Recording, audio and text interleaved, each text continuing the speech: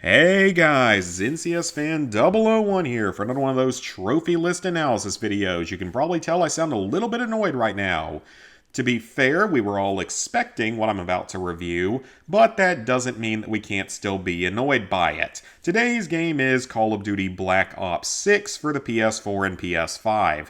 Now, you guys might remember that Call of Duty Modern Warfare 3, at least the PS5 version, was released as DLC for Modern Warfare 2 2022.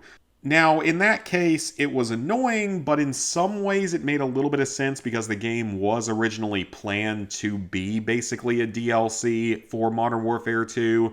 It still annoyed a lot of trophy hunters, but at least in that case it made a little bit of sense.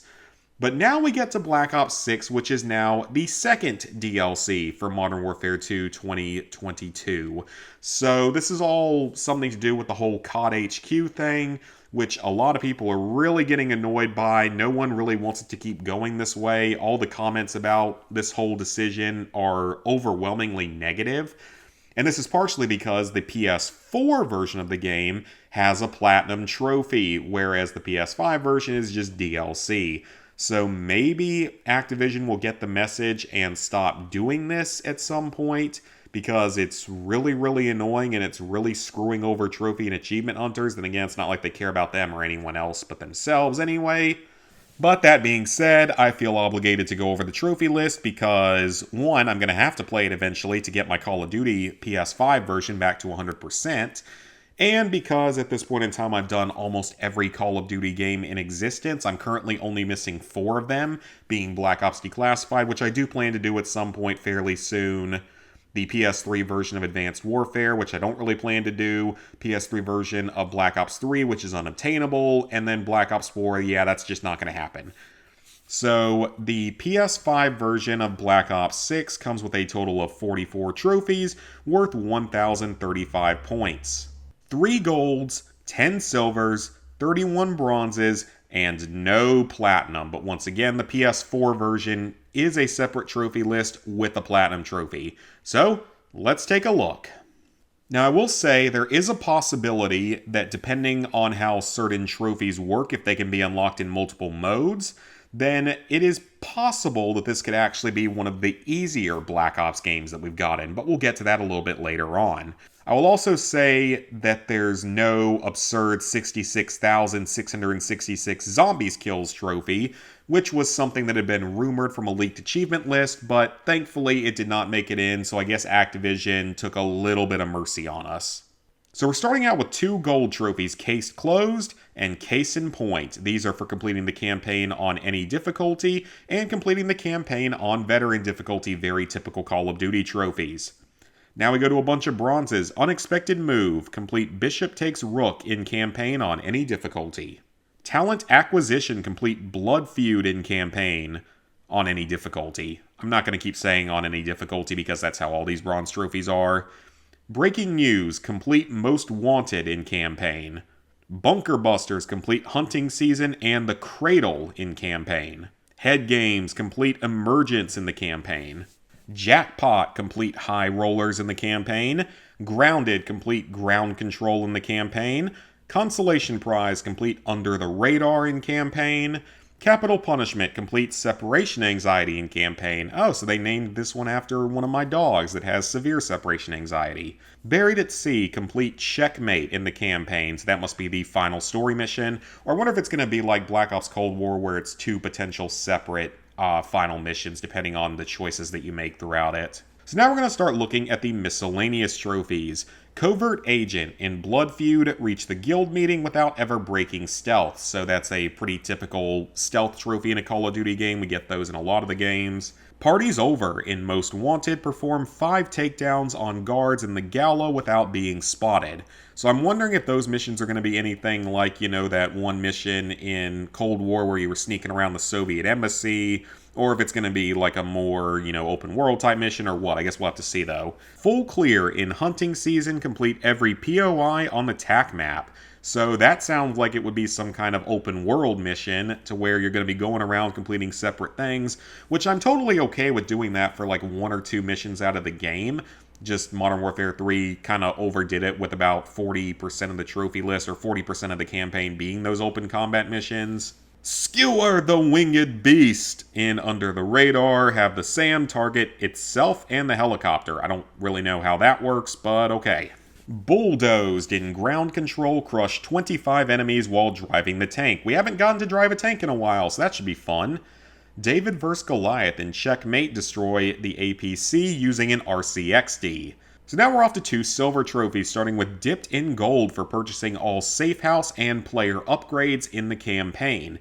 So I don't know what you have to do to be able to do that. I don't know if you're going to earn money from doing missions or something, or if it's going to be something more like, say, Black Ops 3, where you get those like accolade points or whatever they were as you level up, and then you use those to purchase your upgrades. I guess we'll have to see. The Puzzles Mason. Complete all Safe House puzzles in the campaign. That's another silver trophy. I'm sure there will be guides for that, so it shouldn't be much of a problem.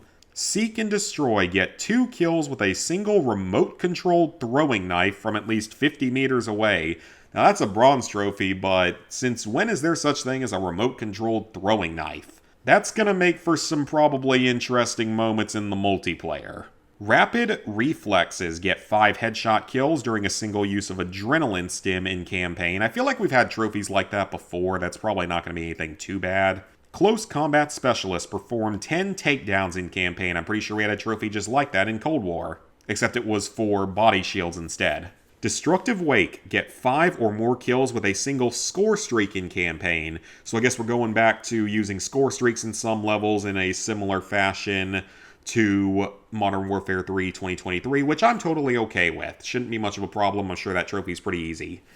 So that's actually it for the campaign trophies, and you might notice no accolades, no collectible stuff, nothing like some of the more difficult Call of Duty Black Ops titles. So now we're off to the multiplayer trophies, and this is where I'm kind of wondering a few things, because in a lot of these more recent Call of Duty games, things like level and some of your weapon stuff carried over between the multiplayer and the zombies mode. So I'm assuming that this game is going to be very similar to that, which is going to make some of the more difficult trophies here much more doable, and might mean that you don't have to play too much of the multiplayer if you're not into the Omni movement or the whole body shield voices thing that's going to become a common meme probably. So we have our last gold trophy here, Return of the King, enter Prestige 1. That's a pretty typical Call of Duty multiplayer trophy. It's just, reach whatever the level is and then enter Prestige. Shouldn't be much of a problem, especially if you can share it between the zombies and multiplayer. Now we get to a list of silver trophies, and this includes what I think could have been the most difficult trophy or could end up being the worst trophy. One of them is Show Off for earning a mastery badge with any weapon. I don't really know what you have to do that. But then we have Camos Are Forever. Unlock any diamond or opal camo. Now, from what I remember back in the old days when I used to play a lot of Call of Duty, diamond camos were not particularly easy to get. They were very, very time-consuming, very grindy, required you to do all sorts of stuff with different weapons, and sometimes you had to do them for an entire class of weapons. Now, like I said though, if you can do that trophy in the zombies mode, then it's not really going to be that much of a problem. But if you have to do it in the actual multiplayer, we're looking at a pretty time-consuming multiplayer grind this time around. The Pale Horse Arrives. Get 500 eliminations in multiplayer. That's pretty straightforward, pretty self-explanatory. Podium finish, win 25 multiplayer matches. Again, very self-explanatory. Now we got a bronze trophy for Rush Hour. Get a double kill with the RCXD in multiplayer. I'm sure that there's a Nuketown map in this game, so I'm sure that you'll be able to knock it out on Nuketown while going for 25 wins. Red Carpet, a silver trophy. Get featured in the best play 3 times in multiplayer.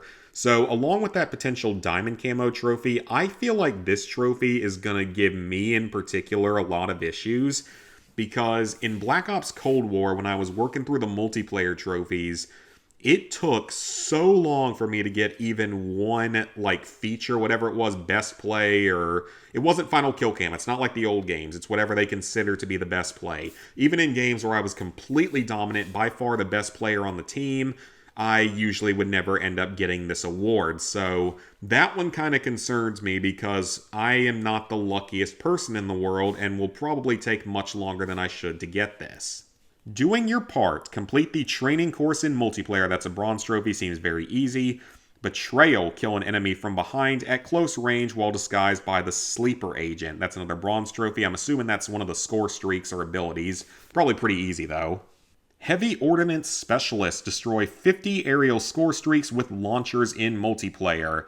It's interesting that they're actually going to reward people for that particular style of play because it's not something I ever really did a lot of. That one might take a little while though, even if you can knock down a UAV with a single shot, that one might still take a little while. Stylish Kill gets 75 eliminations while having an active combat specialty perk in multiplayer. I'm assuming that's not going to be too hard while going for the 25 wins and 500 kills, but I guess we'll have to see. And now we are off to the zombie-specific trophies, starting with the silver No Mo Modi. Get out of jail, but not for free. So that is presumably the Terminus Easter egg. Admittedly, I don't know a ton about the zombies for this game. From what it sounds like, one of the maps is going to be definitely easier than the other one. I want to say they claim that Terminus is going to be the more difficult map, but I could be wrong on that entirely.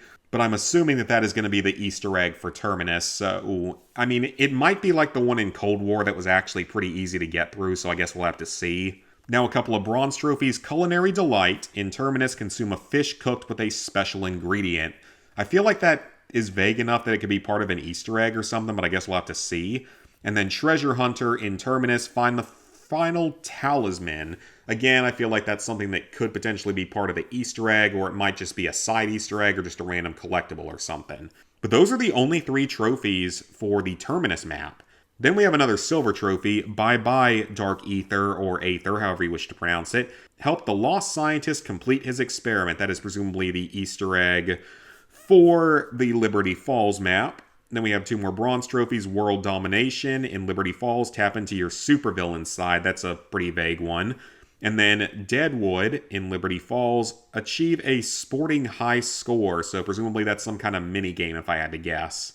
And then we just have 3 more miscellaneous zombies trophies. To know your enemy, get 100 kills while using mutant injections in zombies. I'm assuming you don't have to do it in a single game, but even so, that's probably still fairly easy. Cyberized, research all augments for 10 items in zombies. I'm assuming that that's either something that goes on over time and it's like purchasing the upgrades the way you could do in Cold War, or if it has to be done as something in a single game, it would be similar to Cold War with having to purchase, what was it, like 14 of the items in a single game. The final trophy is a silver trophy, Annihilation, for get 100 elite zombie eliminations in zombies. I'm assuming that's not going to be particularly hard, because, I mean, I'm sure it'll be able to be done over multiple games. I guess just the only question with that one is how common are these elite zombie spawns? Is it something that's going to spawn, every 5 rounds at first and then start spawning, on pretty much every round, in which case it's not going to be too bad, but it's still going to be a little bit grindy.